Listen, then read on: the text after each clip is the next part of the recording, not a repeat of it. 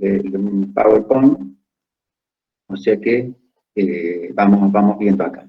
PowerPoint, vamos a ver entonces hoy otra de las formaciones del inconsciente.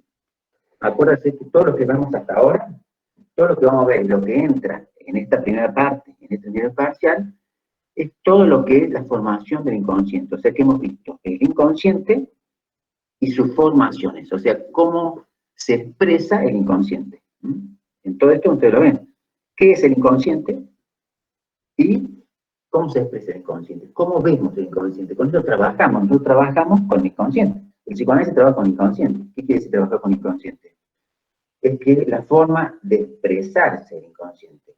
Y tenemos todos estos modos, que es donde uno agarra el inconsciente. Lo agarra porque por los síntomas. Entonces en síntomas vemos que el inconsciente está jugando con sus mecanismos. Acuérdense el mecanismo inconsciente que está en todos lados, que lo vamos a ver otra vez hoy.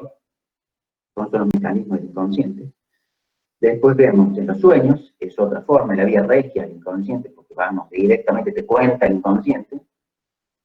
Y después tenemos todos los actos fallidos, los lapsus, son todas formas, los olvidos, que vamos a ver hoy, el chiste, porque el chiste vamos a ver cómo tiene relación con el inconsciente.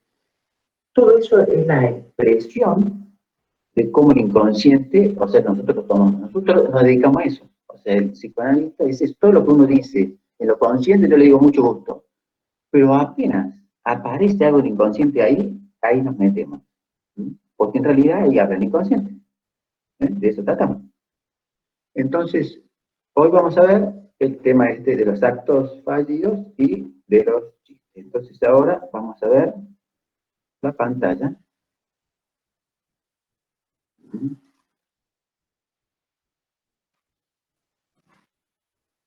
Vamos a ver.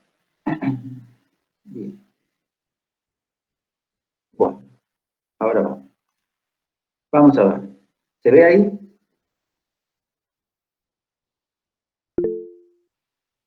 Sí, gracias. Vamos. Bueno, ahí vamos.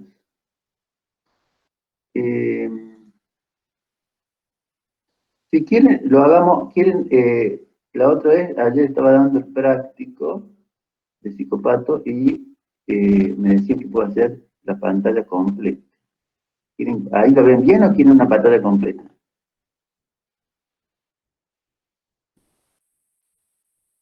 Como quieran.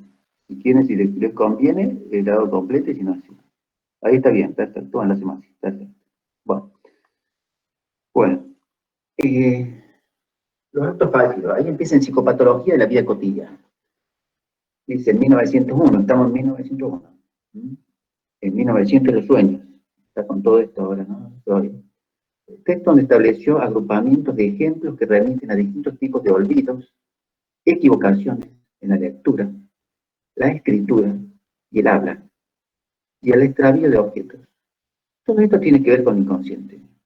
Miren, entonces, ¿cuántas cosas podemos ver acá? Nosotros nos dedicamos a esto. Dice uno, es como, viendo algunos me dicen, bueno, quería decir una cosa y dije otra, me equivoqué.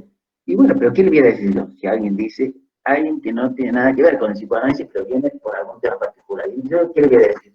Es que yo trabajo con la equivocación, les digo, yo trabajo con esas cosas. Yo trabajo como uno habla. Por lo tanto, si te has equivocado, veamos por qué te has equivocado. Entonces vemos en esa equivocación, pero no es por una equivocación para que uno tiene que decir las cosas bien, es que lo más interesante está en la equivocación, ¿entiendes? Porque de ahí vamos a ver otras cosas. Entonces, si vos dijiste un nombre y dijiste otro para decir algo, si quisiste decir Jorge y dijiste Juan, bueno, entonces decime de Juan. Pues yo quiero decir Jorge. Sí, ya sé, pero a vos te salió Juan. ¿Y por qué dijiste Juan? Y ya empezamos toda una temática, ahí nos metemos en el inconsciente. Porque si no, todo está armado de lo consciente. Entonces, continuamente, y me olvidé de algo. Te olvidaste, justo te olvidaste lo que iba a decir. Sí, me olvido. Eso es muy común. No tengo nada que decir. ¿Cómo no tengo nada que decir si hablamos un montón de cosas del pasado? Me olvidé. ¿Te olvidaste? Bueno. ¿Pero qué pasa? Enseguida va a aparecer algo del inconsciente. Porque lo olvido, está diciendo algo. Me equivoqué, lo mismo. Entonces está leyendo algo. ¿Querés leer? Leo y me equivoco en lo que leo. Otra vez está el inconsciente que sale. Cualquier equivocación. Entonces, y la escritura. Y escribo una cosa, pero escribo otra. Bueno. Pero vos quisiste decir esto, pero yo me equivoqué acá en la escritura. Sí, pero en la escritura y en esa equivocación el inconsciente se expresó en el habla mismo o en la pérdida de objetos, ¿no? Quiere decir de que uno puede perder objetos, entonces pierde los lentes. Oh, entonces se perdió los lentes y bueno, no digo que todo es así directamente, por favor, porque eso se llama interpretación salvaje. Yo digo, vos decís tal cosa y es esto. No, pero yo les digo que puede llegar a ser, tener que ver en cada caso. Entonces vos no querías ver algo, por eso perdés los lentes. Es como algunas cosas uno no quiere ver. O pierde la llave. Casualmente pierde la llave para entrar a la casa. En otro caso, un acto de que había sido toda una pelea con la mujer, me acuerdo el nombre, y entonces, después de un juicio, parece que algo había perdido en el juicio, y entonces le había dicho ante ella, vos te vas a quedar fuera de tu casa. Y en un acto que viene alguien que cierra la puerta y deja la llave adentro. Un acto fallido. Se quedó fuera de la casa. Oh, actuó lo que pasaba. ¿Se dan cuenta? Es constantemente ese tipo de cosas existen. Son los actos fallidos. Nos dedicamos a eso, porque abajo está el inconsciente. Entonces vamos a hablar de qué pasó con esos actos. Continuamente son actos, ¿eh? Todo el tiempo. Acto fallido. Entonces me equivoqué y vine a otro horario. Viniste a otro horario. Sí, y venía al consultorio y entonces me pasé. ¿Te pasaste? Sí. Pero cada cosa tiene que... Y llegaste tarde. Siempre llegas tarde. Bien. O sea, si llegas tarde, ¿por qué será? Llegas tarde puede ser por muchas razones, hay que ver en cada caso particular.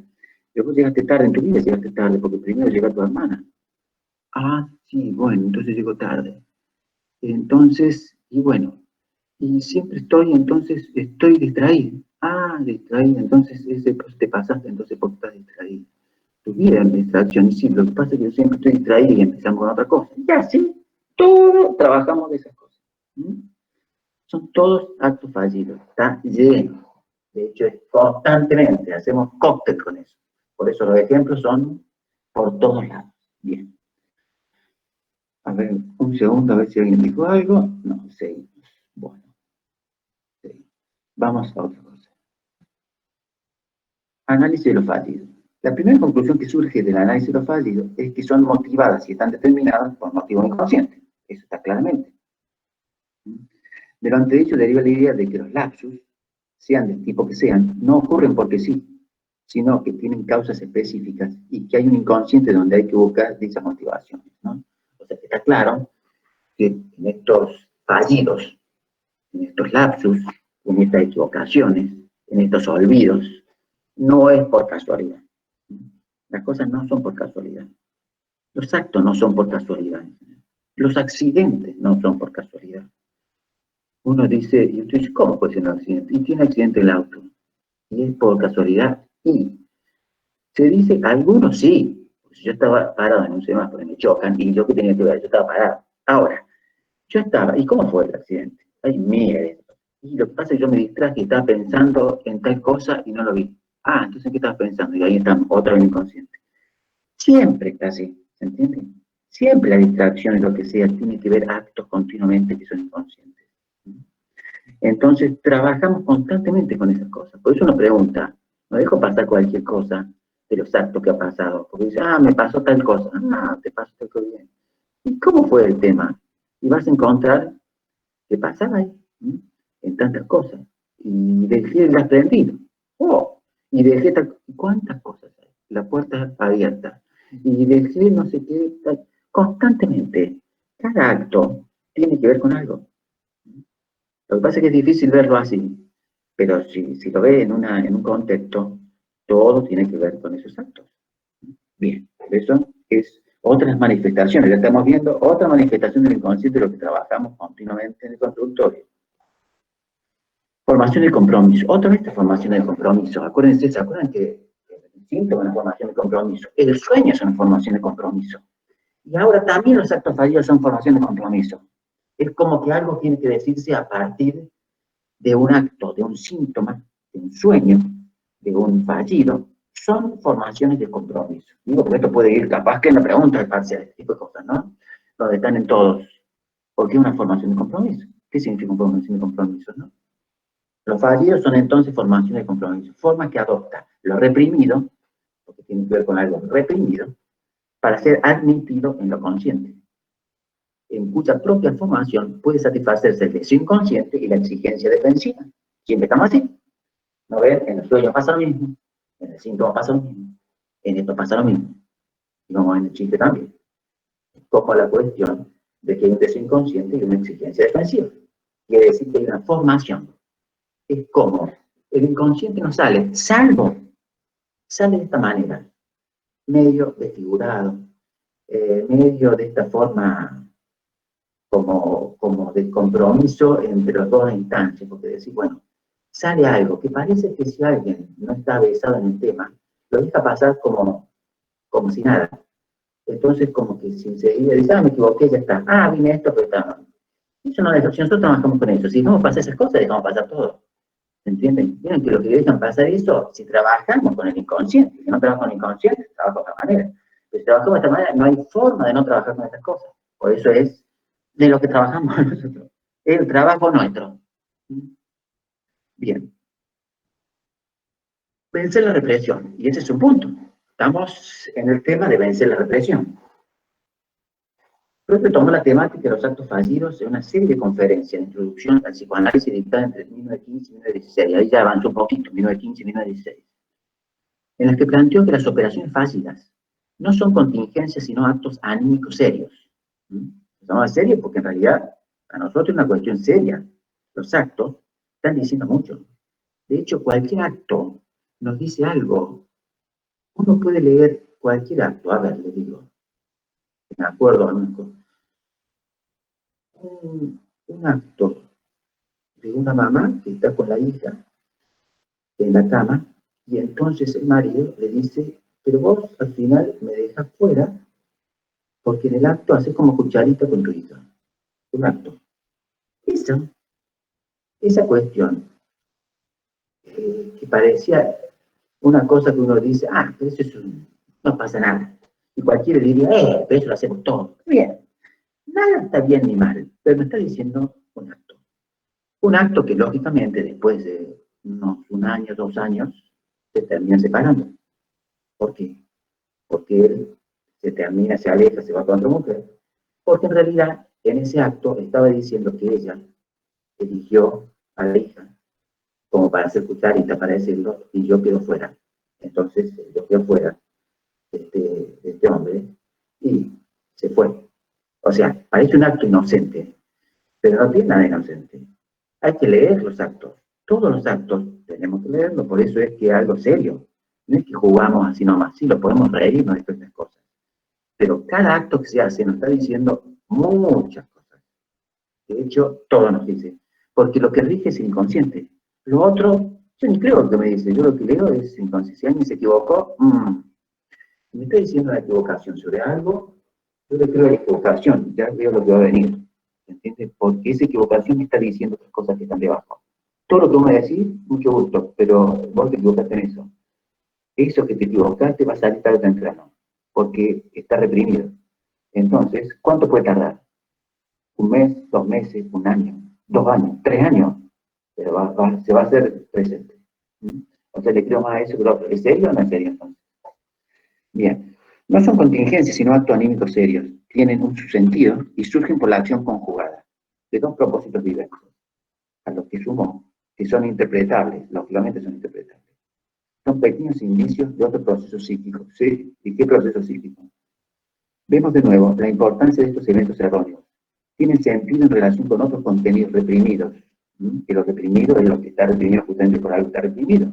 Pero eso tiene una fuerza que va a vencer cualquier cosa, porque es justamente cuando se vence la represión aparecen un montón de cosas. Uno puede estar en una relación 10 años, pero ya la ve en el principio. Si yo nadie me cuenta de alguna relación, y vos ves con algún acto fallido, con alguna con algún lapso, con alguna cosa, me está diciendo ya lo que va a pasar en la relación. Ya sé cómo está esa relación. Me lo está diciendo. Me lo decís de cualquier manera, pero ya estás diciendo. Entonces ya sabes lo que va a pasar. Porque lo está diciendo inconsciente, ¿no? lee lo que el otro le dice, ¿entiendes? Bien, bueno, tienen relación con otros contenidos reprimidos. Son la forma de vencer la represión de dichos contenidos y muestran un conflicto que sucede en la relación de partes, obviamente. Sí, siempre hay un conflicto. ¿Eh? Bien. El olvido de los nombres. Las condiciones del olvido de nombres. ¿Cuál es? Porque también, ¿por qué uno se olvida de los nombres? ¿Qué tiene que ver con eso de los olvidos? ¿Mm? Con los olvidos. ¿Por qué uno se olvida? ¿Por qué uno se olvida del sueño? ¿Por qué el olvido en los primeros tiempos de vida? ¿Por qué uno se olvida? Algunos se olvidan la vida entera. ¿Cómo es esto? No es solamente un olvidito de un nombre, como ahí demuestra Freud en el caso de Signorelli, que él iba en el tren y le estaba contando a una persona sobre un asunto que se olvidó un nombre. Y entonces a partir de ahí averiguó por qué se olvidaba el nombre. Entonces hizo toda una relación para llegar al nombre que había olvidado. Entonces de ahí empieza a ver por qué uno se olvidaba los nombres. ¿Y qué es lo que estaba debajo del olvido de los nombres? Y siempre el olvido de los nombres, como todo, siempre lo que estaba debajo es la sexualidad y la muerte, ¿no? Como los temas principales que siempre están por debajo. Sexualidad y muerte, en su sentido amplio, ¿no? Quiere decir que sexualidad y muerte, sexualidad en el sentido amplio no implica solamente lo genital, por supuesto, ¿no? Sino que implica todas las cuestiones de relaciones afectivas, amorosas, todo tipo de relación, son las relaciones sexuales. Y la muerte, en cuanto que la muerte no significa solamente la muerte física, sino que tiene que ver con la relación que ya veremos más adelante, tiene que ver como con la muerte de cualquier cosa, cualquier duelo, como algo que se pierde, algo que no está, algo que uno no quiere perder, etc. Siempre tiene que ver con este tipo de confrontaciones. Bueno, en sentido amplio es eso. Pero entonces lo olvida de nombres, ¿y por qué no se olvida tanto tiempo? Porque se olvidaría, se olvida de la vida misma, ¿no? Vamos a ver. Vamos a ver qué me han puesto acá. A ver. Inconsciente. ¿Qué me han puesto acá? Ok, a ver, ahí lo entendí. O sea, profe, veamos un poquito. O sea, profe, que los actos fallidos son una formación de compromiso con la represión, los cuales sirven para sacar a la luz el conflicto que tiene la persona. Exactamente. Sale a partir de ese compromiso. Por eso siempre, en todas estas formaciones, son formaciones de compromiso, son toda la cuestión de que el inconsciente sale de esa forma, no es que sale directamente, si no, no sería inconsciente. Si uno dice, si el inconsciente sale directamente, entonces ¿para qué es el inconsciente? El inconsciente sale directamente, puede ser en la psicosis, porque no tiene la represión, que es otra cosa. Vieron algunas personas que dicen las cosas, dice la cosa así con crudo, como si no pasa nada, dicen la televisión y dice las cosas crudas. Eso es raro. Hay casos que, por ejemplo, se dice, y entonces se cuenta como el inconsciente así lo abierto, dice, ¿no? Como diciendo, así nada. Y dice, no está la represión acá. Entonces no hay represión. Ahora, si hay represión, está la formación del inconsciente. Hay un compromiso para que salga, no sale así nomás. Dice, con la represión y el inconsciente, los dos. Formación inconsciente, dice, bien. Se forma un compromiso entre el inconsciente y la conciencia, sí, entendido. E intenta sacar a la luz conflicto para vencer la represión, exactamente. Esos serían como los pilares del inconsciente, sexualidad y muerte. Sí, exactamente. Lo que dice, lo olvido el nombre, no me quedó muy claro. Bueno, vamos a verlo, bien el nombre. Ya lo vemos, a olvidar el nombre otra vez. Bien, vamos ahí entonces. A lo que les decía, los olvidos nombres, es que dice, esto, acá pone unas condiciones del olvido del nombre, dice, ¿no? Dice, que acompañado de un recuerdo erróneo, será pues el evidente. ¿Qué quiere decir? Que uno se olvida, pero después tienen algunos recuerdos erróneos. Y son los famosos recuerdos encubridores. Si ustedes ven, y ustedes empiezan a pensar en su infancia, dicen, ¿qué recuerdos tienen? Y algunos tienen recuerdos, pero ¿son reales esos recuerdos o encubren otra cosa? Quiere decir que son encubridores. Los recuerdos encubridores están diciendo algo, están encubriendo otra cosa, de cuestiones que han sido olvidadas. Pero digo esto de lo olvido en sí, uno puede olvidarse de muchas cuestiones, puede olvidarse de nombres, se olvidan todos los nombres. Algunas personas se olvidan todos, dice, del primario y me olvido de todo, me acuerdo de los nombres, todos los nombres del primario, y esto, hay gente que Los otros no se olvidan de todos los nombres. ¿Cuál será la intención del olvido también del otro? No, porque yo creo que tiene que ver fuertemente con las cuestiones de represión, tiene que ver fuertemente con las cuestiones, digamos, narcisistas, ¿no? En el sentido de estar en uno mismo y no poder ver al otro, de registrar los nombres, siempre es por temores. Entonces, por temor a la castración sería el punto, pero bueno, eso lo vamos a ver en definitiva porque hay algo reprimido. Ahora, en este punto, dice, las condiciones del olvido del nombre acompañado del recuerdo erróneo será pues el siguiente. Primero, una determinada disposición para el olvido del nombre de que se trata.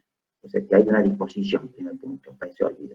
O sea, que está dispuesto porque tiene que ver algo con que le toca algo de lo reprimido en ese momento, con ese nombre. Algo está relacionado con quien olvida ese nombre. No todos olvidan el mismo nombre. Algunos olvidan muchos nombres porque este nombre está asociado a otro y a otro, entonces se va olvidando el nombre. Segundo, un proceso represivo llevado a cabo poco tiempo antes. O sea, que está en relación con la cuestión represiva antes. Porque si no hay represión, no tiene por qué olvidar. Y tercero, la posibilidad de una asociación externa entre el nombre que se olvida y el elemento anteriormente reprimido. Y la asociación entre esas dos. Esta última condición no debe considerarse muy importante, dice Freud, pues la asociación externa referida se establece con gran facilidad y puede considerarse existente en la mayoría de los casos. Entonces dice que no le da tanto valor a eso, pero sí tiene que haber una disposición para el olvido y una cuestión de la represión, eso sí. O sea, esas dos tienen que estar siempre. Esta asociación externa que veíamos, otra cuestión de más profundo alcance es la de si tal asociación externa puede ser condición suficiente para que el elemento reprimido perturbe la reproducción del nombre buscado, o si no. Será además necesario que exista una íntima conexión entre los temas respectivos. O sea, tiene que estar entre la cuestión reprimida y justamente en ese elemento, esa asociación externa con lo que está asociado a eso.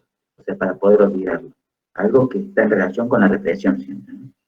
Una observación superficial habría rechazar el último postulado y considerar suficiente la contiguidad temporal, o sea, que se den en el mismo tiempo, aún siendo los contenidos totalmente distintos. Otra forma de que sea es que se da en el mismo tiempo, quiere decir que uno olvida todo lo que está dado en ese mismo tiempo. Es como que si yo dijera, yo en una situación determinada tuve un acontecimiento penoso, olvido todo lo que está asociado ahí. Es como decir, me olvidé de la casa, los nombres, todo lo que existía en relación a eso. Es como también todo lo que estaba ahí me olvidé. Aún siendo los contenidos totalmente distintos, ¿entiendes? Pero me olvidé de todo lo contiguamente lo que está por ahí. Pero si se profundiza más, se hallará que los elementos unidos por una asociación externa, el reprimido y el nuevo, poseen con mayor frecuencia una conexión de contenido. El ejemplo sinónimo es una prueba de ello. Él hace toda la asociación para entender cómo esa cuestión externa, cómo llega al olvido. ¿Entiendes? Entonces puede ser por continuidad, pero dice que con frecuencia tienen el mismo contenido. Si hay algo del contenido, él empieza a hacer una asociación, que no lo quiero desarrollar acá porque es largo, si lo quieren ver, lo ven, ahí en el signo débil, en el caso signo débil, para ver cómo él va viendo los nombres y los diferentes nombres que tenían que ver, por ejemplo, la parte de Sig, la Eli, el Re, o sea, va tomando algunos puntos del nombre y lo va tomando con otras palabras. Entonces están en relación del contenido hasta que llega a signo débil. Entonces van viendo todos estos contenidos de que están relacionados y todo está con la sexualidad de la muerte. Eso es lo que hace, lo que hace en la cuestión del análisis del olvido. Bueno, sigamos entonces, hay más. Acá. Está yendo muy rápido. Yo tampoco no entendí la asociación externa, profe. ¿Puede seguir la asociación externa? Yo también no entendí el elemento que se reprime antes del olvido del nombre. Esta investigación se fue más minuciosa. No entendí la asociación externa, pero la asociación externa ¿qué se llama? Es como vos asociás, o sea, ¿qué es lo que asociás para el olvido? O sea, por ejemplo, si yo te digo, ¿qué olvidaste? Olvido la palabra, no sé, me olvidé de Roberto. Entonces, me olvido de Roberto. Roberto no. Entonces, ¿cómo asocias Roberto? Entonces, Roberto, de ver. Roberto, verde está. Y porque yo ver, me suena ver algo de ver. Entonces otro dice robar, de robar me sale el nombre, robar, asocio una asociación entre robar, ver, o sea, entonces estamos viendo, ver, robar.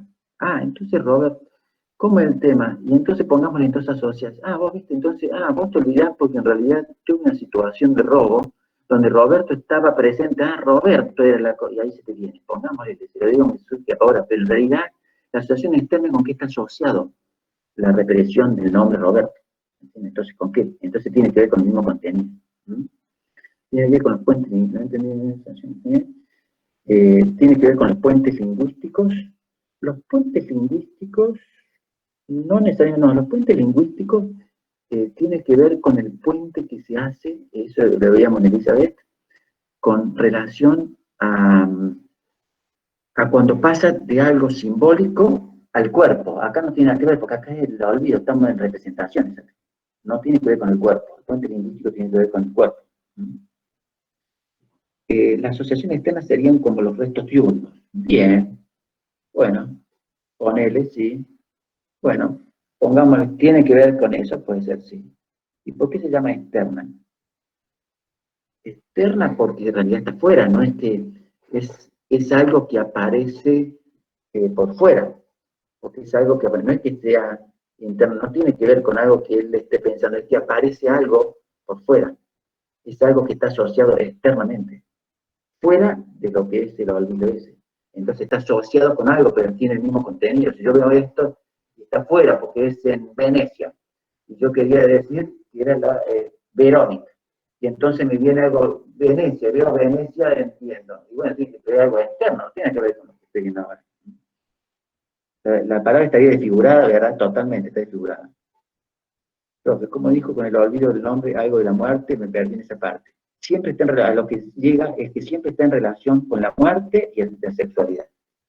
Siempre lo que está, porque ¿qué es? Porque tiene que ver con la represión, y la represión siempre tiene que ver con estas cuestiones. La sexualidad y la muerte, ¿se entiende? En ese punto. Por eso se le dice ahí. Siempre tiene que ver con eso, porque tiene que ver con la represión, en definitiva. Solo aparece en el momento del análisis. Bueno, no, eso en el análisis uno lo puede analizar porque él mismo lo estaba analizando, pero uno puede también verlo en cualquier situación donde uno se olvida y lo va buscando. Ustedes véanlo cuando se olvidan de algo y que buscan. Si ustedes buscan se van a dar cuenta, van a hacer asociaciones para encontrar la palabra. La asociación externa es con que está asociado externamente lo que se olvidó. Claro, tiene una asociación externa, o sea, está asociado, es esa palabra, lo que se olvidó está asociado con cualquier otra cosa externa, lo que sea.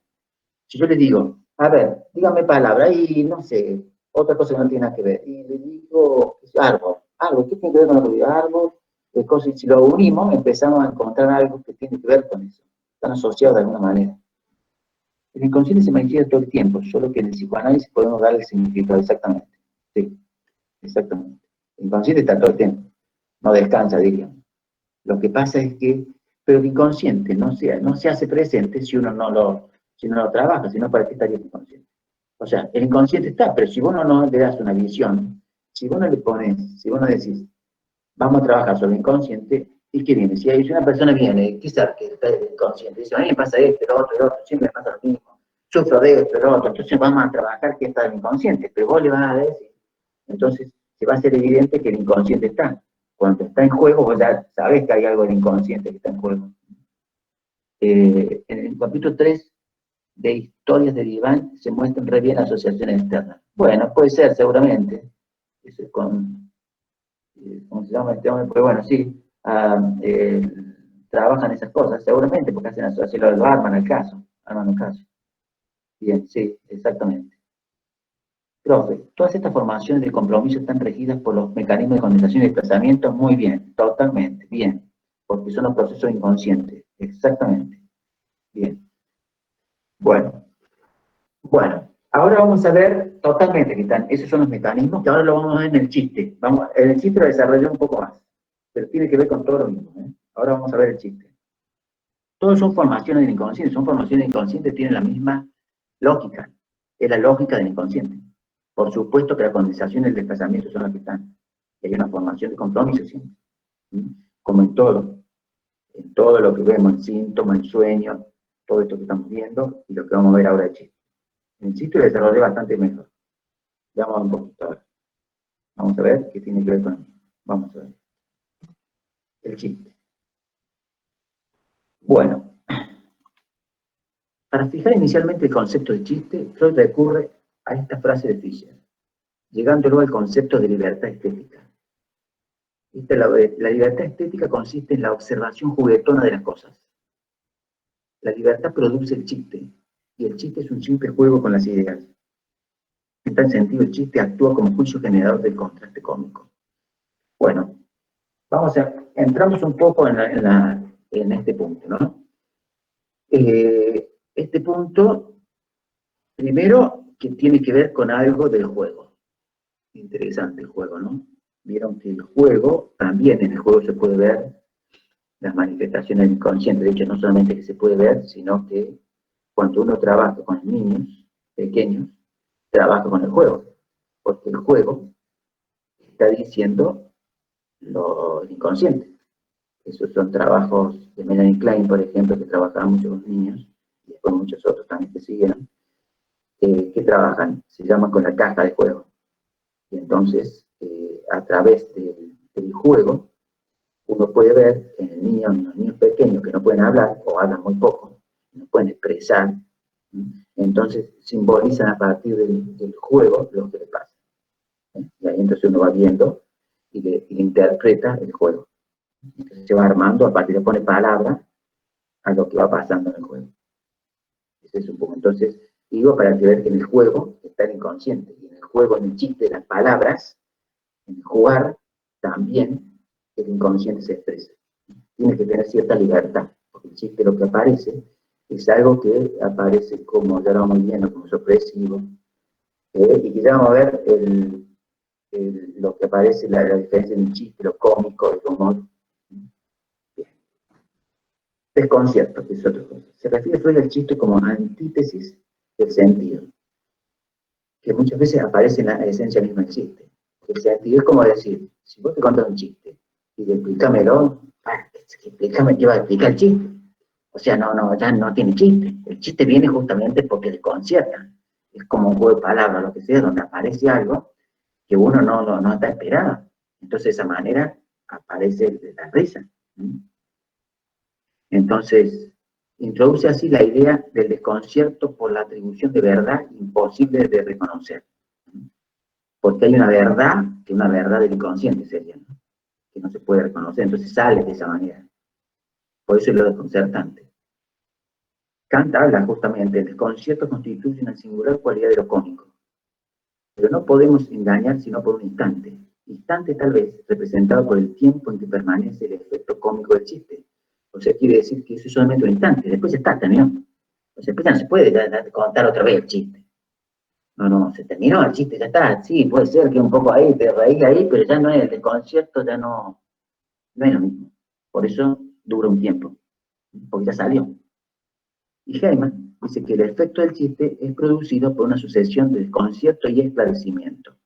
Ese le da otro punto más, porque después se esclarece del desconcierto. O sea, el desconcierto es una cosa que si te quedas solamente en el desconcierto, queda desconcertado. Entonces después se esclarece el tema. Entonces, conjuntamente los dos aparece ahí lo que se llama otra vez el inconsciente dentro de lo que vemos.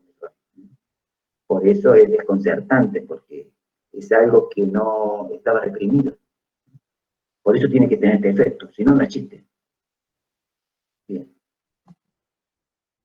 Siempre las dos ideas, ¿no? En tal sentido, la singularidad radica en la síntesis de dos ideas expresadas en una sola palabra inventada. Por ejemplo, eso lo da Freud familionalmente. O sea, una familia millonaria, para decirlo, ¿no? Entonces, se lo dice, asocia una sola palabra y tiene dos ideas. El chiste dice lo que ha de decir. No siempre con pocas palabras, pero sí en menos de las necesarias. Siempre es como que está reducido el chiste, porque si no sería otra cosa, sería un cuento. Alguien que cuenta, entonces va a hacer un cuento de eso, ya ahí sería otra cosa. El chiste es breve.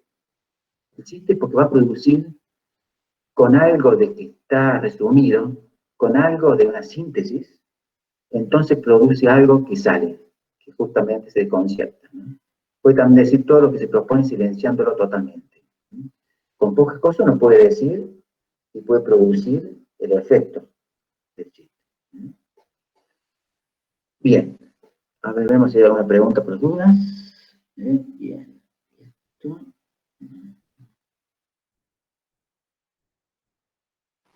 Bueno.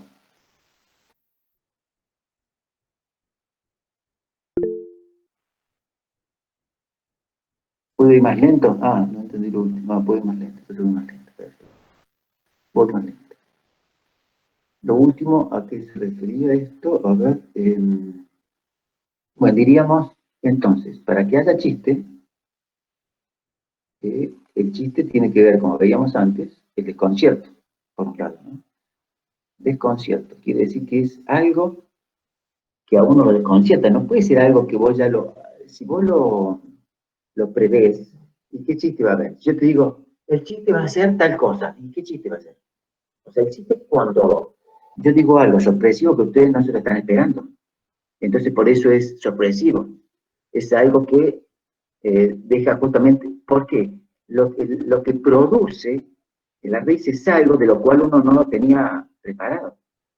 Por eso se hace, es como algo que se expresa sin que en realidad no estaba preparado. Y la forma de hacerlo, lo que está diciendo así, en este caso, es en pocas palabras. O sea, en pocas palabras, porque en las pocas palabras, digamos, dice, como dice, como que no se necesita cantidad de palabras. Si vos la cantidad de palabras ya estás explicando, cuando explicas ya se pierde la función del chiste, que es lo sorpresivo justamente, ¿no? Entonces, de ese punto está. Bien. El chiste y subjetividad. Eh, veamos acá. De chiste y subjetividad. De tal subjetividad puede deducirse que cada persona desarrolla un peculiar sentido del humor, relacionado con sus estados anímicos, desarrollado intelectual y demás elementos internos de la personalidad. De esta íntima conexión deduce Freud un valor inestimable de chiste para estudiar el resto de los procesos psíquicos. Eh, a ver, entonces veamos. Dice, ¿qué quiere decir? Que no es lo mismo, digamos, el chiste de subjetividad significa que cada quien tiene que ver con algo subjetivo, porque el chiste es con la subjetividad de cada uno. No puede ser, no es lo mismo el chiste para quien sea lo mismo, ¿no? Porque un chiste puede ser chiste para alguien, pero para otro no. Entonces, y a la vez, tiene que ver el sentido del humor con los estados anímicos, con el desarrollo intelectual y demás elementos internos de la personalidad. Porque, por ejemplo, decir, digamos, que se desarrolla, digamos, un sentido humor relacionado con el estado anímico, y no es lo mismo en cualquier estado, porque en un estado anímico un chiste puede tener más influencia que en otro estado. O, por ejemplo, depende intelectualmente, porque un chiste tiene que ver con la intelectualidad. Entonces, tiene que ver con un desarrollo intelectual. La cuestión del desarrollo intelectual no es lo mismo alguien que se desarrolla en algo intelectualmente que otra persona que no. Entonces el chiste puede tener mucho más incidencia en uno que en otro. O, por ejemplo, los elementos que tienen que ver con la cuestión de la personalidad de cada uno. Si uno dice en la personalidad, dice como que tiene que ver qué elementos internos de la personalidad, eh, cómo sería, digamos, en el punto de, por ejemplo, si no es lo mismo, digamos, los elementos de alguien, unos elementos internos de alguien, que de otro, o sea, tiene que ver con cada quien. Esta íntima conexión deduce Freud un valor inestimable del chiste para estudiar el resto de los procesos psíquicos, ¿no? Entonces, para estudiar justamente estos procesos, están en cuenta con algo de la subjetividad, o sea, la subjetividad de cada uno. Eso es muy importante, no hay ninguna signo de subjetividad. ¿Se entiende en ese punto? ¿Mm? A ver, veamos ahí. Veamos ahí que, a ver, entonces, a ver. Y, por ejemplo, ¿qué pasa con el concepto de repetir el chiste? A ver, el concepto sería el efecto del chiste, claro. ¿Qué pasa con el desconcierto al repetir el chiste varias veces? Lo que pasa es que si vos repetís un chiste varias veces, y ya pierde su valor. No es lo mismo el chiste la primera vez que el otro. Y sí, uno puede ser, ¿cuántas veces te vas a reír del mismo chiste? Y un poco te puede causar después, pero ya no tiene el mismo efecto. Por ejemplo, el caso de las personas que hacen stand-up, que tienen preparado un show. Claro, eso está bien, tienen preparado un show, pero van a preparar también, en ese caso, van a producir un desconcierto. Siempre van a producir algo al otro. Y aparte, ahí puede estar más referida no solamente al chiste, sino con lo cómico, ¿no? Es la cuestión cómica, que ya vamos a ver con el otro, pero algunas veces pueden decir chistes. Eh, pero también tiene preparar una cosa que prepara, los chistes también se uno prepara, pero en realidad vos lo decís y produce un efecto en el otro, de esto del concierto. Pero ya vamos a ver un poco, ya vamos a ir avanzando. Voy a volver a poner la diapositiva 6, ahí va. ¿Aplicaría la idea de chiste para ellos? ¿El chiste para ellos, Camila, a quién te referís para ellos? ¿Quiénes son ellos? Aplicar la idea de chiste. Profe, no me quedó claro la síntesis de dos ideas. La síntesis de dos ideas es que muchas veces se reduce. Para poder hacer un chiste, vos podés reducir una idea en dos. Es como si diría, ahí te dice familiarmente, pero no se me ocurre otra idea ahora, ¿no? Porque ¿viste? Uno olvida todas estas cosas, pero hay muchas. Siempre son cosas sintéticas. ¿Para qué?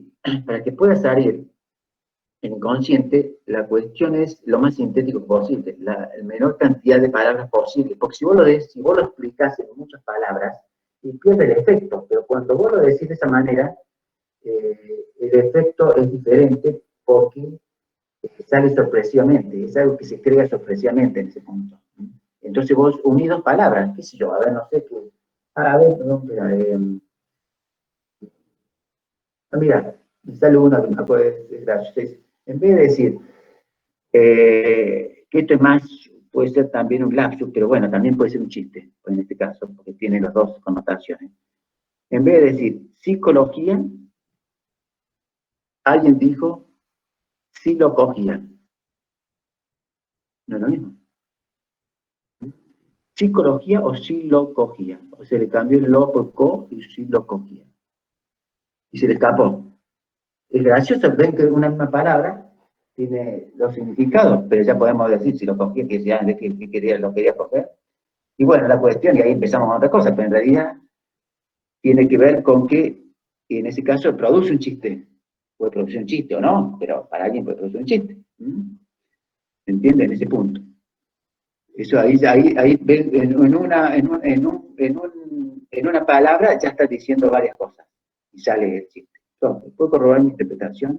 El chiste es una formación del inconsciente porque es desconcertante y siempre remite a otro tema relacionado.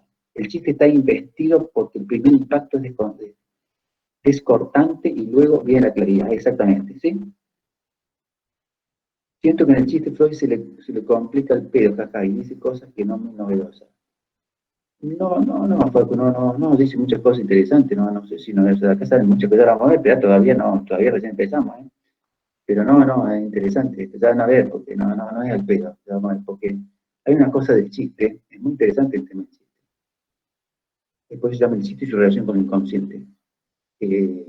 Uno dice un chiste y parece ser que pasa como si nada, pero es como decir, yo, qué sé yo, a ver, jaja, mira, yo jugaba, y si al final, yo jugaba solo ahí en la calle y pasaba, qué sé yo, y me jugaba al fútbol en la calle solo ahí, y estaba re divertido, porque después teníamos cosas, y entonces yo le digo, sí, es muy divertido, parece un chiste, pero no es tan chistoso, parece, porque vos jugabas solo, estabas solo, me estás diciendo. Ahí se va a llorar, por ejemplo, que no tiene que ser un chiste y pasamos a otra cosa. O sea, el chiste está diciendo algo porque pero en realidad hay otra cosa detrás.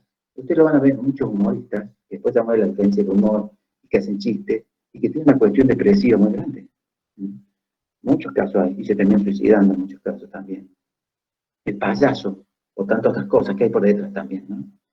Podríamos decir que dentro del chiste, y dentro del humor, lo que está diciendo Freud, que también es una cosa muy seria, es que hay cosas que están por detrás, no es cualquier cosa el chiste. Entonces uno podemos reír, y está bueno reírse, pero digo que son interpretables los chistes. Muchos.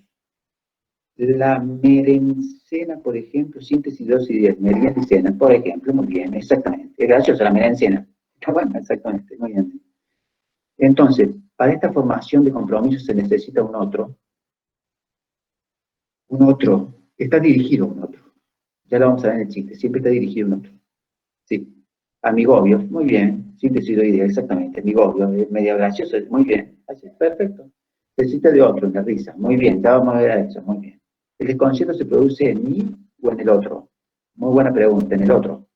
Bien, muy bien. Ya lo vamos a ver los dos. Muy bien. Profe, Freud plantea que el chiste en sí mismo es automático y no inconsciente. Puede ser, más allá de que sea una formación del inconsciente. Y uno, lo que pasa es que si uno se dice un chiste, algunos chistes son preparados para el otro, pero algunas veces uno le sale algo naturalmente y se ríe él mismo también de lo mismo. Entonces es automático.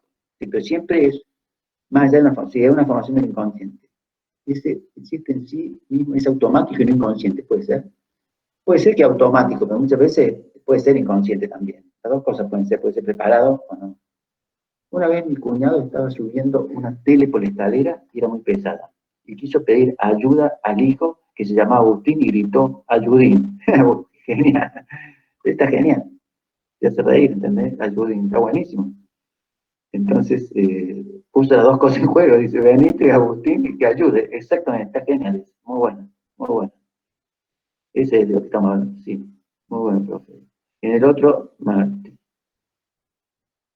Entonces, todo lo que vimos ahora, si bien son expresiones inconscientes, todo se esconde un deseo reprimido, sí, eso estamos viendo. Bueno, hay algo de verdad detrás de cada chiste, eso suele decir mi hija, y tiene razón. Decirle a Nahuel que tiene mucha razón, tu vieja mucha razón. Sigamos. Bueno, entonces estamos viendo con la subjetividad, eso está claramente que tiene que ver con la subjetividad de cada uno, que ya lo vamos a ir precisando. Tenemos todavía varias diapositivas, no se preocupen. Lo social del chiste. El chiste desencadena un singular proceso psíquico que acumula tensión y finaliza en su descarga, la risa. La risa es una descarga. Pues está muy bueno que se ría ahí, ¿eh? Yo les voy a decir algo, ya que estamos ahí en este punto. Estoy teniendo un poco de frío acá, pero bueno, es un cachito. Dice, el sentido del humor, yo diría, para mí es prácticamente como una pieza diagnóstica. O sea, si alguien no tiene sentido del humor, estamos jodidos, diríamos. Sí, está jodido. ¿Por qué? Porque usted ya vamos a ver más adelante cuando vemos Pulsión de Muerte y vemos el Más Allá y veamos el Super Yo, hay un punto ahí donde, y comparto totalmente, y también Lacan lo toma, dice que la única arista amorosa del Super Yo, o sea, diríamos del sufrimiento, es el sentido del humor. Si no hay sentido del humor, ¿con qué vamos a trabajar? ¿Con qué sacamos de la angustia y de la monstruosidad, digamos, de todos los penales de la vida, para decirlo? Entonces, esto que estamos hablando no es una cosa así nomás, digamos. ¿Por qué no le gusta que alguien tenga sentido del humor? El sentido del humor es la posibilidad de poder sacar a alguien de lugares feos, para decirlo, ¿no? Entonces, no es poca cosa tener sentido del humor. Ahora, poder reírse. Entonces, la risa también tiene que ver con la descarga. En este caso, vamos al punto del chiste particularmente. El chiste tiene que ver con una descarga que es la risa. Quiere decir que hay una tensión acumulada a partir de una represión, ¿no? Entonces, como consecuencia viene la risa. Ahora, si le decimos a alguien que no tiene represión, y entonces te va a mirar así como, te va a mirar fijo y te va a decir, ¿qué está diciendo? No me da causa nada de risa. Entonces, estamos en otro nivel. Pero, cuando hay un proceso psíquico que acumula tensión, porque hay una represión en juego, y está entonces tensionado, entonces lo que produce el chiste es la descarga a partir de la risa. Está bueno descargarse ahí, como el llorar, el reír. pero tiene una innegable relación social. ¿Qué relación tiene con lo social? Acá están diciendo muchas cosas, a ver, vamos a ver un poquito. Bueno, bien. Profe, por ejemplo, ahora mucha gente dice me quiero morir, en sentido de chiste para cualquier cosa. Bueno, muy bien lo que decís, muy bien. Todas esas cosas hay que ver, digamos, muy bien en ese punto. Ustedes díganme cosas porque a mí me encanta, porque a mí me gusta pensar todas las cosas. Y hay que ver en este caso, el me quiero morir, si no cualquiera dice me quiero morir. O sea, a mí no me sale me quiero morir, pero es verdad que es una cosa. Entonces, en un punto es algo que es para identificarse socialmente. Es como para decir, para tener una identificación social, para entrar en un grupo, es como para decir, bien, palabras que se las dice, eh, digamos, cotidianamente, entonces entramos en la misma palabra, entonces todos estamos en la misma, ¿viste? Es como decir pertenecer. Por un lado está eso. Pero no cualquiera toma tipo de palabras. Entonces puede tener otro sustrato. Me quiero morir no significa que se vaya a suicidar. En algunos casos, sí, el me quiero morir se quiere suicidar. Entonces puede hacer un chiste, y eso también es algo que decís. Uno puede hacer un chiste de ese tipo. Y, en definitiva, hay algo mucho más serio, que es que se quiere suicidar. Pongámosle en el caso más práctico. También es eso, y parece un chiste. Sí, pero yo leo otra cosa. Entonces, cuando alguien dice un chiste, también leo lo que está por detrás, igual que los actos. Y tú puedes decir, uy, pero este profe al final de todo, bueno, ya juego, si estoy con amigos, yo no, pero así todo lamentablemente uno escucha cosas. Y es como si escuchas y estás diciendo otra cosa.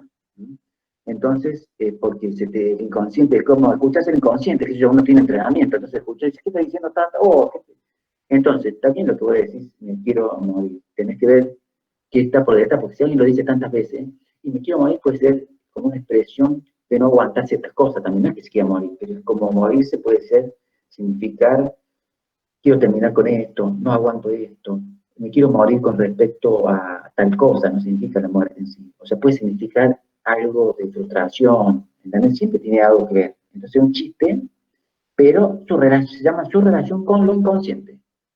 ¿Qué es la risa? La risa es la descarga. La risa justamente es la descarga. Es lo que, en una tensión que hubo, se descarga. Por eso la risa, y ya lo vamos a ir siguiendo en el recorrido que vamos haciendo, lo vamos a ver mejor la risa, pero es la descarga última, es lo que en realidad verifica que hay un chiste, porque si no se ríe alguien, ¿qué chiste es? Si uno me dice un chiste, si usted cuenta un chiste y todos nos quedamos así, ¿es chiste? No, no es chiste. Y sí, pero los otros se rieron. Ah, para los otros fue chiste, para mí no es chiste. Entonces no es chiste. Es como alguien que dice, sí, para vos me estás diciendo ese chiste, pero para mí no es para nada chiste. No es gracioso. ¿Qué me está diciendo? ¿Qué gracioso es? Para mí no es gracioso. Entonces depende de cada quien. Entonces la risa depende para quién y cómo le significa eso. Ahora, pero la risa es una descarga para ese quien se ríe. Porque se descarga porque tenía algo reprimido con respecto a eso. Que si yo no me río, no tenía reprimido con respecto a eso que me estás diciendo. Bueno, no, a mí me molesta que hagan chistes cuando estoy hablando algo serio. Y bueno, porque es una falta de consideración de lo que te están a vos diciendo, ¿no? Entonces están diciendo, vos estás hablando algo serio, que quieres que te escuchen y yo estoy haciendo un chiste. Me estás cagando porque el chiste ese que me estás diciendo que no te importa lo mío. O yo te digo un chiste como para sacarte lo tuyo, para ayudarte es una cosa. Ahora te estoy diciendo un chiste, donde yo te estoy ninguneando a vos lo que vos me estás contando. Entonces no está bueno el chiste eso, porque para mí es algo muy serio. Eso suele pasar muchas veces, sí. Hay que ver siempre el contexto. A ver, Hugo. Entonces, el chiste o el humor vendría a ser como una defensa y a veces salir de momentos de angustia. Muchas veces sí, totalmente, totalmente. Lo que pasa es que vamos a ver el chiste y el humor. No es lo mismo, pero sí son expresiones para salir de momentos de angustia totalmente. Recontra. A ver, Camila. Profe, ¿qué indicaría entonces no tener sentido del humor? Mira, a ver, Camila, si alguien no tiene sentido, ¿qué significaría? Que alguien que no se puede reír de la vida, no se puede reír de las cosas. En realidad todo lo tome drásticamente. Todo es dramático. Pero yo como juego con lo dramático. Miren, si yo juego así, porque es como, yo hago teatro también para decirlo en el consultorio, pero tiene que ver con algo que voy a hacer, no es que me hago más allá que me gusta, pero más allá de eso, el punto es lo siguiente, alguien mira acá y viene de esto, y vos decís, che, está dramatizando tanto. Pero si yo no tengo el sentido de humor, de saber cómo hago para sacar ese dramatismo. Ahora, si tiene sentido de humor, yo digo, vamos a empezar. Entonces, el dramatismo, te lo puedo decir, se cae allá el universo y entonces empieza a caer y empieza a caer, si lo digo cualquier cosa, lo saco de algo ridículo y se empieza a matar risa. Entonces se da cuenta que está ridiculizando toda la cosa que está haciendo, ¿entiendes? Entonces el humor puede salir de esa situación. ¿Entiendes? No es poca cosa. El sentido de humor es como una forma de poder sacar a alguien de su lugar. Y eso lo utilizo mucho. Es muy común. Porque uno para algo drástico que está viviendo. Y digo, ¿por qué tomas todo esto de esta manera y empieza a hacer de lo que me dijo, toda esta cosa, y parece que más empieza a matar risa? Y dice, no sé qué estoy haciendo con todo esto. Y sí, está, no sé qué hace un mundo. Y entonces saca con la risa. Y así se va. Imagínense la distancia con lo dramático con eso. Uno parece que está jugando con esta cosa, pero está produciendo un efecto muy grande en el otro. ¿Entiendes? Bien. A ver, a una amiga falleció la mamá y ella no podía dejar de hacer chistes sobre eso. Decía que era su forma de sumir. Y bueno, y puede ser, totalmente. Es una posibilidad. Una posibilidad de tomar distancia de algo tan angustiante. Entonces, poder tomar chistes sobre eso, y bueno, sí, es como poder aceptar la muerte. Cada uno lo hace como puede en ese punto, ¿no? Bien. Santiago, a ver. Claro, la gente que dice no puede estar tan feliz. Bien. Dice no puedo estar tan feliz. Y bueno, sí, ¿sabe por qué? Porque dice uno no puede estar tan feliz. ¿Por qué no? Es como alguna vez no está permitir ser tan feliz por un montón de cosas. ¿Sí? Una muerte simbólica. Sí, hay muertes que son simbólicas. Totalmente. Yo me río cuando estoy en momentos incómodos. Bueno, bueno, puede ser, digamos. Hay que ver si es una forma de escaparte de eso y te reís y eso lo tomas como algo que está bueno para escaparte de eso y bueno, está buenísimo. A veces por el nerviosismo, ¿viste? Que le pone, pero ya se nota que hay sentido, uno no puede reírse de esas cosas. Eso está bueno. María, como que estás triste por una situación y decís, uy, no me quiero morir. Y en realidad, uy, no me quiero morir. Y en realidad puede ser que querés morir, pero simbólicamente, como que querés que termine la situación, exactamente. Muchas veces tiene que ver con que no morir en esta situación, no me quiero morir, ¿sabes para qué? Para no hacer frente a todo esto. O no quiero saber nada de esto. Me quiero morir en esto, ya está, no quiero saber nada. Sí, son todo ese tipo de cosas, totalmente. Cuando alguien dice algo gracioso con naturalidad, tiene una intención de hacer reír, ¿también es algo inconsciente? Sí, exactamente. Sí, porque todo lo que tiene que ver es con el inconsciente que sale. ¿Por qué nos reímos en momentos serios? Por ejemplo, una vez no podía parar de reírme en un velorio. Bueno, mira, cuando la cuestión es, hay que ver que no es que uno se ríe en momentos, algunos momentos serios se ríe y otros no. No sé qué significará eso para vos y qué es lo que habrá entendido ahí en el velorio. Pero sí, ha pasado muchas veces que se ríen en el velorio. Que por ahí también es una manera de no conectarse con la muerte, digamos, ¿no? Mejor no sabes nada. Como bien, como dijo anteriormente la compañera sobre la mamá que se murió. Habría que ver qué significa. Puede ser que tenga relación con lo social, ya que muchas veces para hacer un chiste se toman cosas del contexto en donde está esa persona, o de la situación que se vive en ese momento, por ejemplo, totalmente. Ya vamos a ir, ustedes están diciendo cosas que vamos a ir viéndolo en el recorrido, pero está bien, lo vamos hablando de cualquier manera. Siempre tiene que ver con un contexto. Porque el chiste no tiene, si no, lo contamos el chiste en la isla, no sé qué, de Java, qué sé yo, un chiste de acá y el otro no entiende qué te dicen, te van a mirar raro, ¿entiendes? Porque no, tiene que ver en un contexto social donde es ese chiste. Que dice un chiste de acá, de no sé qué, de algo nuestro, no lo va a entender, por lo tanto te van a mirar raro. Entonces, lógicamente tiene que ver con un contexto y de cada contexto particular, y algunas veces en un contexto hasta de dos, de una pareja, o un contexto de una familia, o un contexto de un grupo, porque en ese contexto es gracioso, en otro contexto no. A ver, profe, entonces cuando alguien se ríe mucho de todo, ¿significa que tiene mucha represión o no necesariamente? Bueno, eso dice algo Freud, dice que por ahí el neurótico se ríe mucho en ese punto. Porque una cosa es el sentido del humor y otra cosa es reírte de los chistes tanto, ¿no? Pero sí tiene que ver con cuestiones de reprimir, sí. Es gracioso. Sí. Yo cuando hablo de mis problemas con mi psicóloga también hago chistes y me río, pero ella no se ríe. esa no se ríe. Bueno, no sé qué quiere decir que no se ríe, que te diga algo de risa, pero por lo menos. No sé si no se ríe, alguna vez son graciosos, si no, no sé, te puedo decir algo de lo que vos te reís. Yo, algunas veces viene que uno se ríe así, ¿de qué te reís? Y tal cosa, pero ahí me está diciendo otra cosa de que se ríe. Es como, se puede jugar con eso. No sé, digamos, hay algunos, no sé, no quiero meterme en nada en cada uno, pero hay algunos que son, qué sé yo, tienen un modo como que son, que no pueden mostrar nada, ¿viste? En la terapia, son más como lacanianos, o otros también pueden ser otras cosas. Entonces, es como si no se puede ver nada, no puede mostrar nada. No sé, no es mi estilo, pero cada uno tiene su estilo. No sé qué significará eso. ¿Podría explicar cuando plantea que el chiste es juicio generador de contraste cómico? Me cuesta comprenderla. El chiste es juicio generador de contraste cómico. Porque, a ver, entonces vamos a atravesar acá. Acá estamos en el cómico, sí. Con este. ¿Cuál vimos? No, este no. ¿Cuál vimos? Eh, bueno, entonces, ¿qué estamos acá? A ver, llamo el contraste cómico. Porque lo que pasa es que el chiste, no sé dónde me acuerdo que lo había hablado, pero el chiste con lo cómico es que está en relación directa. Pero vamos a ver, ya vimos el tema del chiste y lo cómico. Déjenme desarrollar un poco más para poder ver todas estas cosas que están preguntando. El chiste desencadena un singular proceso psíquico que acumula tensión y finaliza en su descarga la risa. ¿Estamos? Quiere decir que hay una tensión de la represión y una risa que hay una descarga. Pero tiene una innegable relación con lo social, de donde toma los elementos para su elaboración y donde los proyecta, pues la auténtica realización del chiste exige ser contado y verificado así su efecto. O sea, porque si no, no es chiste. Se verifica en el efecto de lo que cuenta. Lo contás en algo social. Si no, ¿para qué sentido tiene el chiste? Si no sería lo cómico, si no sería uno. Esto de lo cómico, entonces estamos de a dos, por ejemplo. O el sentido del humor puede ser de uno. Porque el sentido del humor, ¿qué es?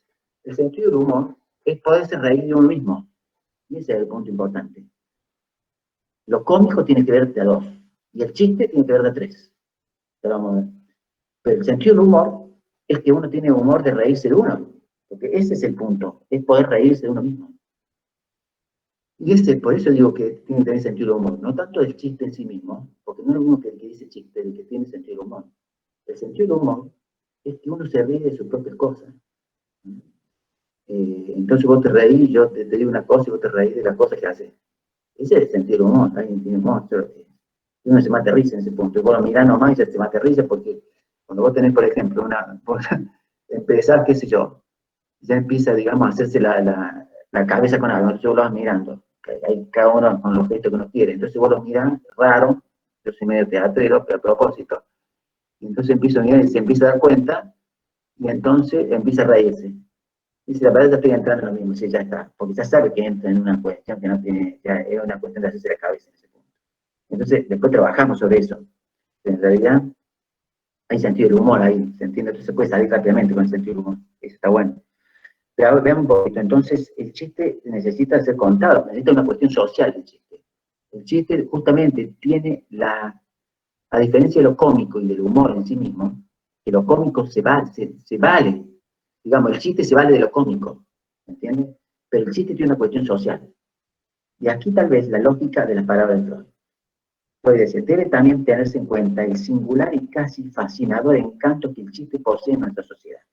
Un nuevo chiste se considera un acontecimiento de interés general y pasa de boca en boca como la noticia de una recentísima victoria. Es una cuestión social, como si vieron que un chiste aparece y se van por las redes y aparece por todos lados el chiste. ¿eh? Y es lo que se comparte en las redes, ahora viendo las redes. Antes no estaba eso Freud ahí, pero imagínense si ahí ya socialmente el chiste se podría como decir, digamos, como de alguna manera como comunicarse, imagínense ahora, las redes, ni hablar. Bueno, vamos a las técnicas, quiero ver si hay algo más y vamos a las técnicas del chiste. Déjenme desarrollar ahí, que es bastante ahí, en ese punto, a ver, ¿qué más? A ver, ¿qué más? Porque están preguntonas, a ver, ¿por qué reímos momentos se ven? Bien, a ver, puede ser que tenga, profe, entonces cuando alguien se ríe mucho, estamos, yo cuando hablo de problemas con la vista, ¿podría explicarme cuando plantea que el chiste es juicio generador de contacto? Como los memes, profe, claro, como los memes. Bien, seguimos, vamos. Bueno, veamos acá cómo es. Entonces, las técnicas. Hay técnicas también para el chiste.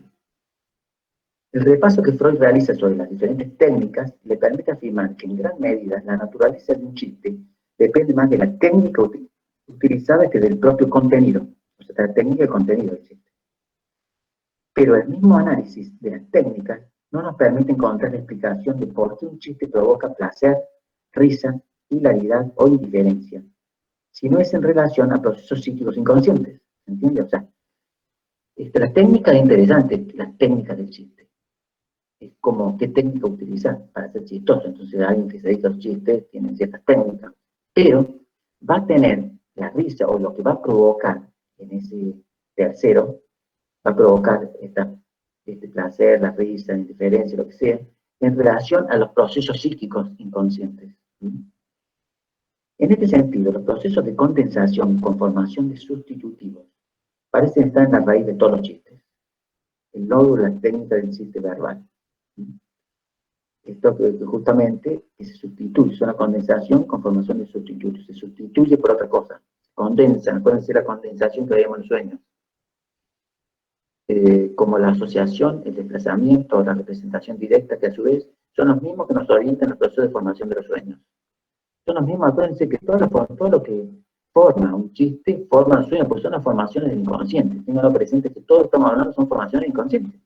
Lo que estamos hablando es del modo como se presenta, ¿no? Se presenta el sueño con su mecanismo, en el síntoma de otra manera, se presenta en el chiste, tiene otras ganas con estas técnicas, otras cosas, pero en realidad lo que está por debajo, que son los procesos psíquicos, es lo mismo, el inconsciente se manifiesta con los mismos modos, condensación de pensamiento, ¿no? Se representa, cómo se asocian, toda la cuestión del inconsciente. Las técnicas, seguimos, ¿eh? El repaso de las técnicas permite establecer una clasificación de chistes en relación a sus técnicas.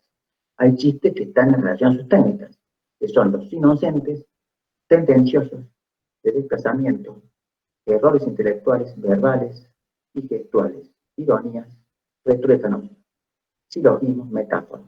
No hace falta que sepan todo esto, le digo por las dudas, no es que va a decir esto, que estamos diciendo que hay diferentes tipos de técnicas y diferentes tipos de chistes, ¿no? Y en relación a los géneros de chistes, chistes verdes, chistes judíos, chistes de niños, son los géneros. Pero tales clasificaciones no se agotan en sí mismas, más bien constituyen una indeterminada ramificación, porque es muy grande la ramificación, determinada por diversos y complejos procesos psíquicos, y ese es el punto. Por lo que Freud abandona el camino del análisis taxonómico de toda la cantidad de todas estas cosas, y proyecta nueva mirada, las intenciones del chiste, ¿se entiende? Entonces, tanto las técnicas del chiste es muy interesante, igual que toda esta cuestión del género, pero lo importante es la intención del chiste. ¿De qué intención tiene el chiste? ¿Por qué? Porque no es lo mismo. Para alguien un chiste verde puede ser gracioso, pero para otro el verde no es gracioso. Un chiste judío para alguien es gracioso y para otro no es gracioso el chiste judío. Y para un chiste de niño es chistoso para el niño, pero para el grande no es chistoso. ¿O sí? O a unos son errores intelectuales, para uno ni sabe ni de qué se trató, y a otro le dice interesantísimo. Y el otro, con una cuestión de verbal, o los gestos, y entonces los gestos le produce un chiste, le produce gracia, y otros no, y etc. Eso no importa, porque lo que le importa acá es lo que está por debajo, que son las intenciones del chiste, y ahí eso va a estar, ¿estamos? Intenciones del chiste. El chiste tendencioso, tiene una tendencia, dispone de fuentes de placer distintas del chiste inocente, en el cual todo el placer depende de la técnica. ¿Ven? El inocente, cuando no tiene una tendencia, es solamente, se ríe por el hecho mismo de la técnica misma. Pero si no, lo que le interesa a Freud es la tendencia, porque la tendencia tiene que ver con la cuestión inconsciente. El otro se ríe por una cuestión del mero armado del chiste, la técnica misma del chiste. Un gesto, una cosa, pero no tiene que ver con algo en particular. Pero sí cuando hay una tendencia. Entonces, en el tendencioso no nos es posible distinguir qué parte del placer procede de la técnica y cuál otra por la tendencia. No sabemos por qué fijamente de qué nos reímos. En todos los chistes obscenos sucumbimos a crasos errores de juicio sobre la bondad del chiste, en tanto y en cuanto esta depende de condiciones formales. La técnica de estos chistes es con frecuencia harto pobre, y en cambio su éxito de risa es extraordinario. Quiere decir que acá no es tanto la cuestión de la técnica que se utiliza para hacer un chiste, pero sí lo que, la intención que ha tenido. Y la intención produce una descarga de la energía por algo que estaba reprimido. Entonces, en algo de esto que, en este tipo, por ejemplo, de chiste, ¿okay? Pero tiene una intención, técnica y tendencia. Sí es cierto que el placer que el chiste produce depende de la técnica y también de la tendencia, de las intenciones. ¿Desde qué punto de vista se dejarían reunir estas dos fuentes de placer tan diversas del chiste? La pregunta que se hace. Entonces tenemos la técnica y la tendencia. Y acá viene el placer, porque el placer del chiste que tiene que ver con la risa después, ¿no? Hago un parate por las dudas, a ver en qué andan. ¿Andan en algo? O, a ver, una pregunta o seguimos.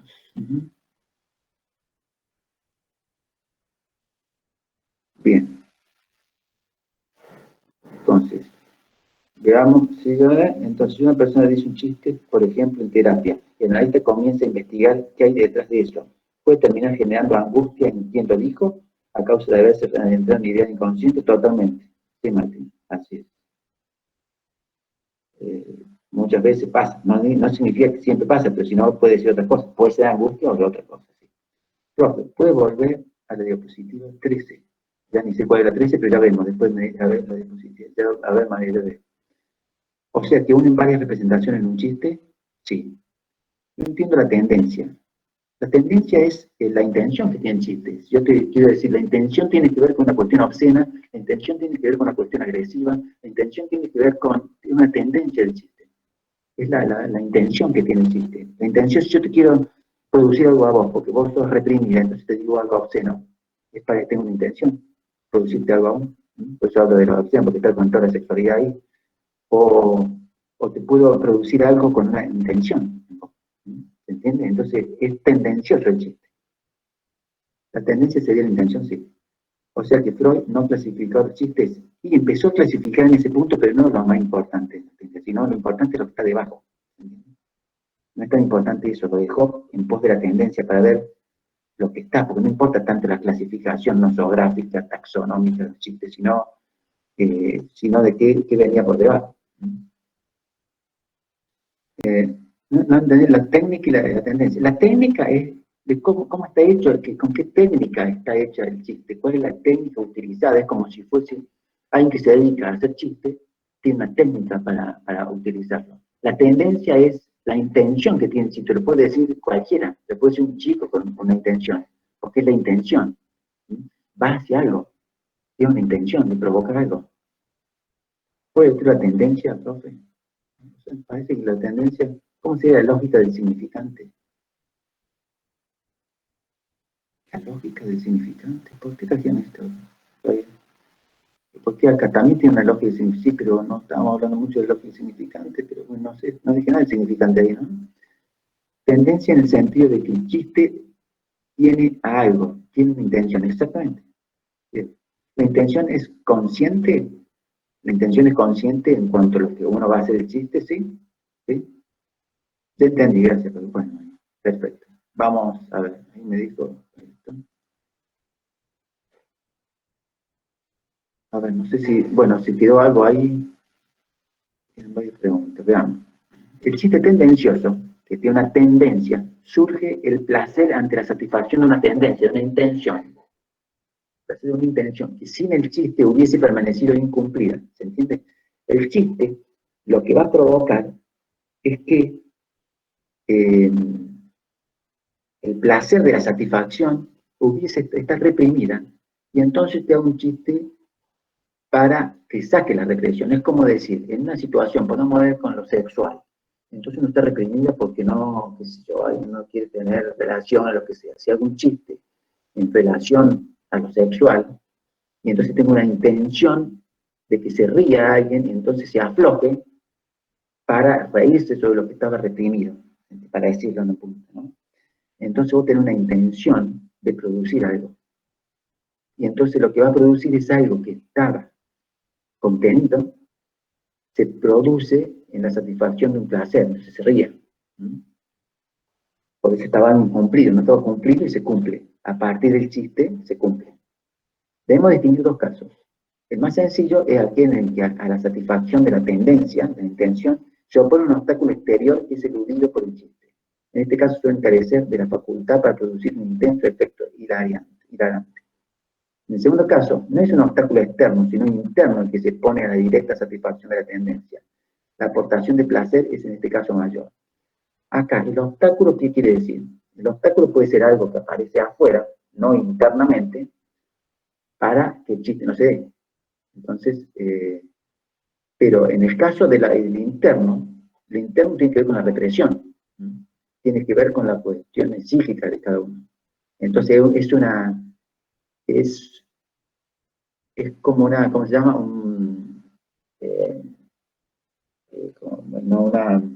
Un freno, no me sale, pero bueno, es un freno inhibitorio que es interno, pero cuando eso el freno, digamos, se sale el freno, entonces aparece justamente el placer que es mayor, porque está muy, muy contenido. Entonces justamente se ríe más porque está muy reprimido. Eso es lo que está diciendo. Con respecto al placer, hay placer de la risa. Siempre hay placer. Y hay un gasto psíquico. Estos conceptos son importantes, ¿no? Porque siempre hay un gasto. ¿Qué quiere decir que hay un gasto psíquico? Porque está reprimido, hay un gasto. Fíjate que algunos están cansados. Hay personas que vienen y dicen, me cansé, estoy muy cansado. ¿De qué estás cansado? ¿Qué hiciste? No, fui no sé, a pagar algo y después tuve una clase de psicoanálisis. Un poco así. Y entonces, ya está, ¿y qué te cansó? Y no sé, estoy cansado. Porque uno está cansado del esfuerzo psíquico que hace, en pos del gasto que tiene para la represión de las cosas que tiene reprimidas. Entonces, el enfrentar situaciones ya puede uno cansarlo de por sí, porque está peleando con sí mismo. Y entonces, por el chiste, lo que hace es que esa represión, ese contenido que está como si fuese una fuerza, así como una olla a presión que está ahí, me canso por lo que yo estoy presionando para que no salga, en el chiste es así, sale. Entonces, justamente, es un gasto, el gasto psíquico implica todo el gasto que tenés que tener para poder frenar, reprimir todo aquello que tiene que ver con los deseos de uno. Y entonces hacemos un gasto tremendo y un cansancio tremendo para que esto no salga. Pero va a salir por los actos, por sueños, por esto, por el chiste. Sale. Entonces, la hipótesis que mantiene Freud es que la aportación de placer que produce un chiste se corresponde con el gasto psíquico ahorrado.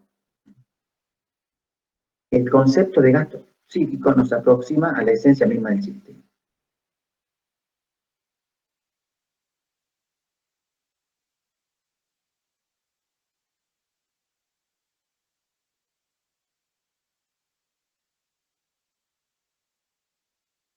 Dado siempre la resistencia consciente a una necesidad inconscientemente reprimida. ¿Qué quiere decir ahí? Que en realidad el gasto psíquico que uno tiene que ver con todo el esfuerzo que uno hace para que lo inconsciente reprimido salga. Entonces, es todo un esfuerzo. La economía psíquica requiere de un esfuerzo para que eso no salga. Y eso es lo que hace el cansancio, eso hace el mal humor muchas veces, hace que algo qué sé yo, se olvide las cosas como veíamos.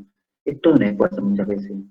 La vida por ahí es tanto esfuerzo con esas cosas. Entonces, por eso creo que alguien dice, bueno, yo me quiero reír un poco, o veo algo chistoso en la televisión, o veo algo, ¿para qué es? Es como para decir, quiero despejar. ¿Despejar de qué?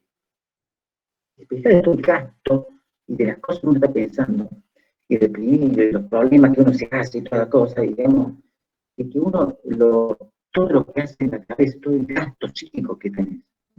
Porque si uno le diría, ¿y de qué estás cansado? No sé, a ver, contame.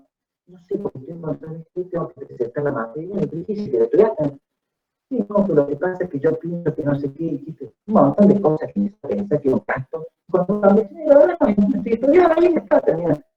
Bueno, y me dice, ¿qué te dicen? Y era eso, El mundo que uno se hace es una cuestión de un gasto de que constantemente se está haciendo. Entonces, después empieza a estar relacionado directamente a través de lo cómico, el chiste, y que sale con la risa y produce el placer.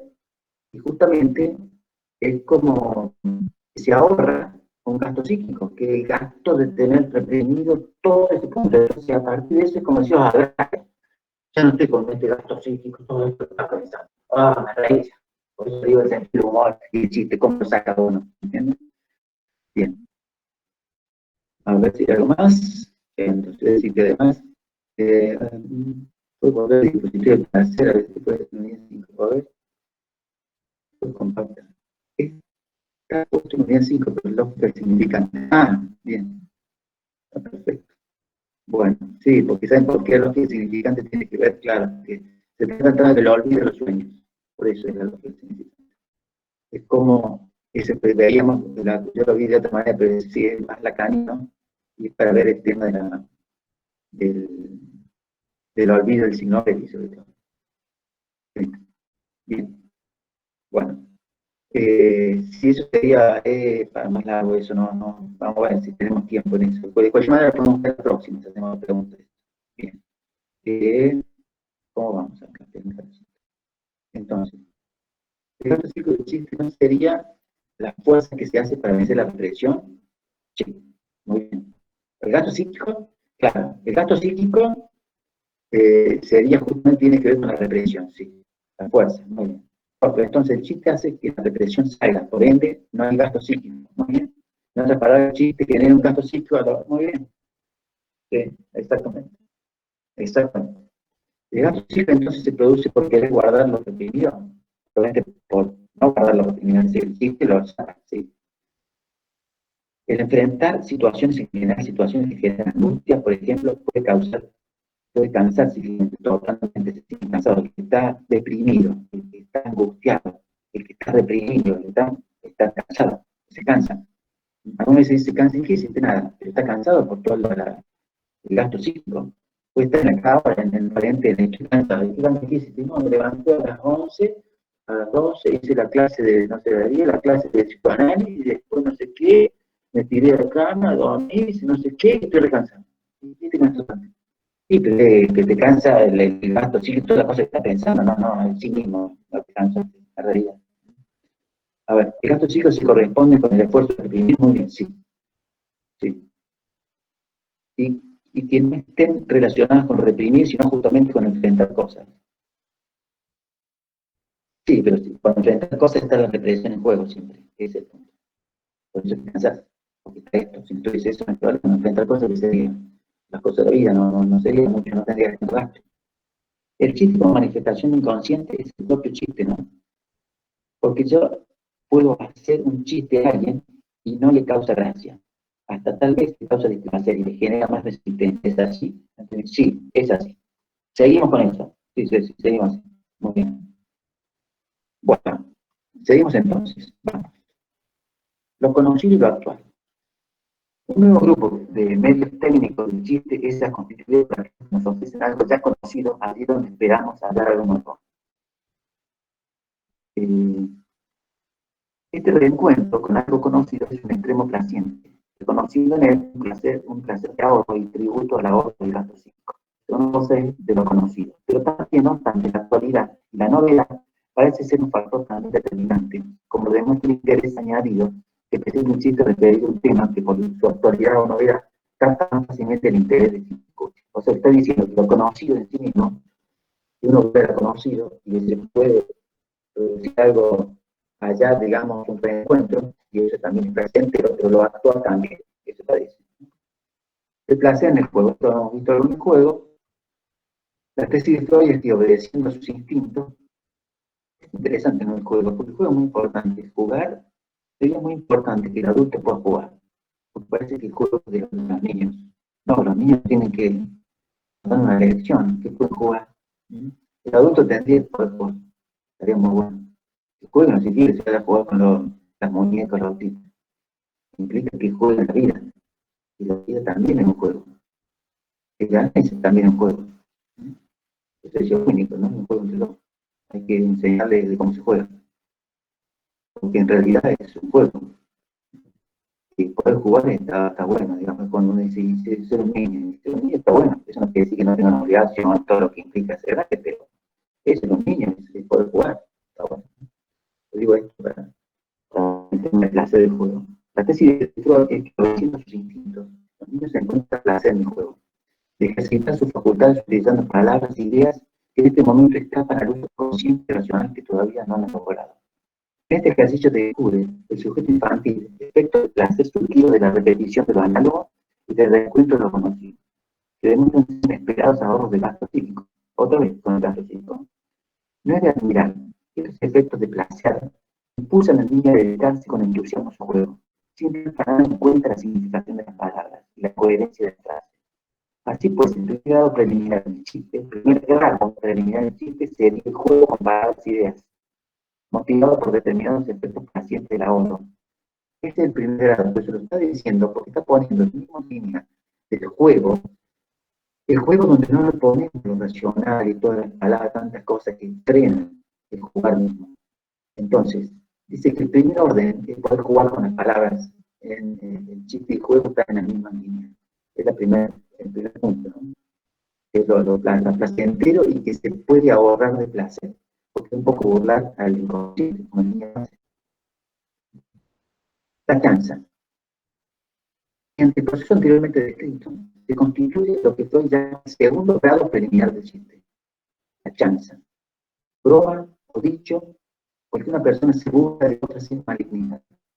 Se trata con ella de continuar la aportación del placer del juego y amordazar las exigencias de la crítica, que no dejarían surgir en la sensación de placer.